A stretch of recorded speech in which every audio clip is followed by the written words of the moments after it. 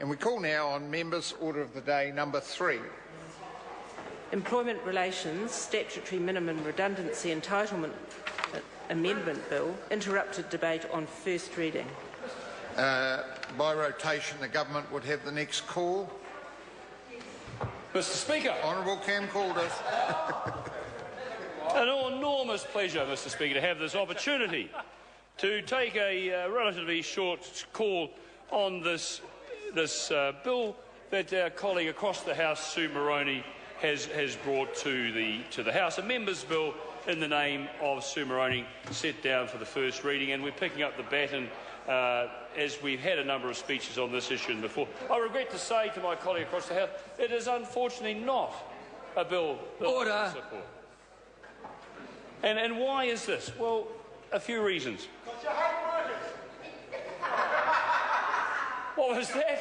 What was that? I'm a horny-handed son of toil myself, Mr. Little. I just asked this question. If this is so important, I asked the question, why didn't Labor do anything about it in its 9 years? Now, why was that? Why was that? OK.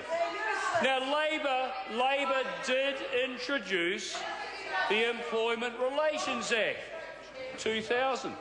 Now, this was a major overhaul, the Employment Relations Act, of the Labor legislation in New Zealand.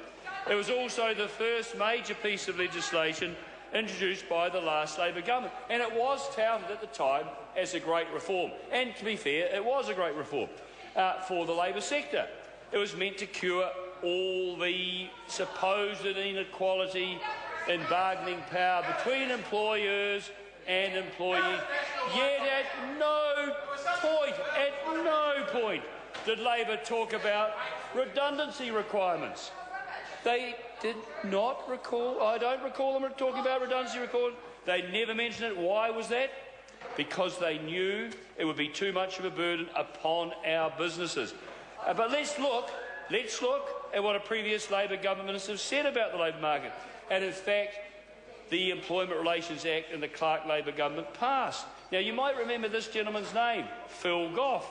The Labor government has moved away from the type of interventionism which saw our economy become less adaptive, less competitive, more debt-ridden and bureaucratised, and which saw our living standards fall over time and our employment rise. Phil Goff. A government which has sought a more market influence and efficient economic reform. So that's what Phil said. So he wasn't terribly... Order. Phil Goff said. That's what Mr. Phil Goff said. The Honourable Phil Goff said. That's what he said. So what we are committed as a government to creating jobs and fostering economic growth. Statutory redundancy provisions, we believe, act as a barrier to employers taking on new staff, because we believe that redundancy entitlements generally are a matter for employees and employers to bargain for in an employment agreement that is relative to their industry and the size of their business. Small and medium-sized businesses, Mr. Speaker, may be disadvantaged and are unlikely to be able to cope with significant redundancy payments. And it's worthwhile just considering what would some of these costs to businesses be. Now, at the current minimum wage, $13.75 per hour, an employer would be required to pay a full-time, 40 hours per week employee who had worked for 1 year, how much? $2,200 gross. $2,200 gross. Now that will increase by an additional $1,100 a year. Every year the employee remains. So it's not insignificant. The male medium hourly earnings figure is $22 an hour. That is $3,250 gross after 1 year, and a maximum of $22,000. So it is not insignificant. Now, employees, as we said, have the opportunity to bargain for redundancy payments that they think are appropriate. We introduced the Restart Package in 2008, which provides for workers made redundant and focuses on helping them back into work.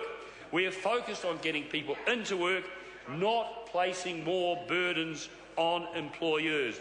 When the previous government looked at the issue in the Public Advisory Group's report on the redundancy and restructuring, 14 of the 22 submitters supported the status quo. In other words, they did not want change. What were some of the downsides to statutory redundancy provisions noted by the Public Advisory Group? Mr Speaker, number 1, disincentives to hire more staff. 2, reduced wages.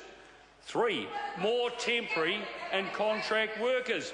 4, additional stress on businesses that are struggling already, resulting in further job losses and effectively putting business viability at risk. Thank you, Mr Speaker. I call the honourable member Andrew Little. Oh, thank you, Mr Speaker. It's a pleasure to take a call on this very important, somewhat essential employment